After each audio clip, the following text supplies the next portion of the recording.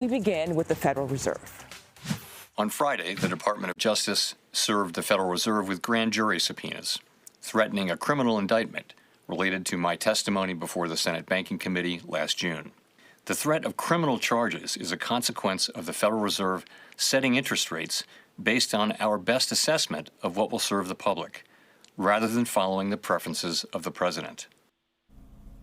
Federal Reserve Chair Jerome Powell says he's now the target of a federal investigation.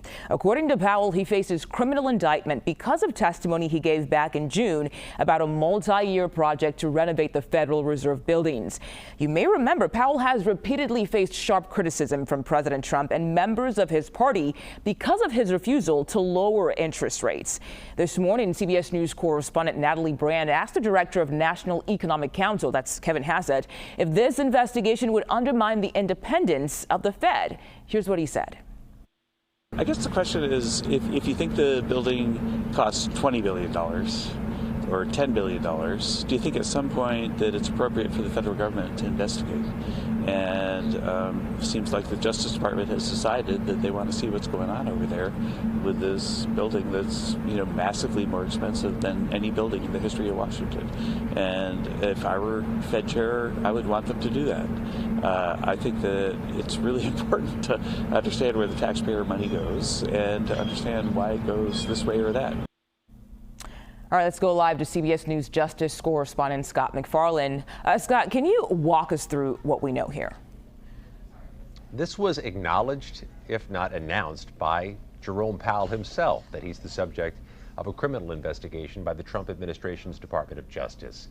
There is some connective tissue between whatever is going on with this investigation and the renovations at the Federal Reserve Board, which are ongoing and expensive, and Powell's testimony to the Senate Banking Committee in June 2025, in which he was asked a few questions about the renovations and said, in so many words, that the media reporting about the renovations is misleading, that a lot of the things listed as expenses are not, in fact, currently expenses. Now, the Department of Justice is not going to comment on this investigation. And by the way, it's been the long history of the Department of Justice to not acknowledge criminal investigations are underway unless and until an actual charge is filed. But Jerome Powell has flipped the paradigm here because word's been leaking out of this Department of Justice about other investigations of other political targets of the president.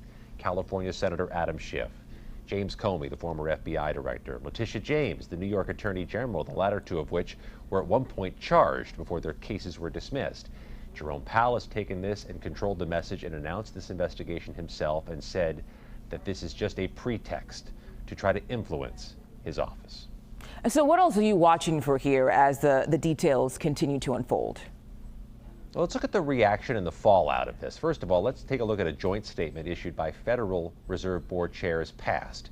Ben Bernanke, Alan Greenspan, and Janet Yellen have all issued a statement in which they say, among other things, this is an unprecedented attempt to use prosecutorial attacks to undermine the independence of the Federal Reserve. You see the bulk of their statement there.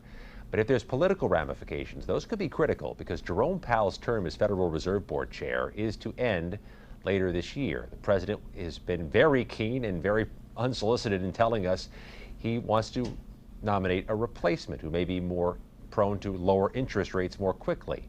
Thing is, this investigation's already muddied up that possibility because we have one Republican senator from North Carolina say he's not going to advance any new nominee until this investigation or this legal action is over. One Republican on the Senate Banking Committee can really jam up a nomination, making things much more difficult for the president. Okay, Scott MacFarlane, thank you.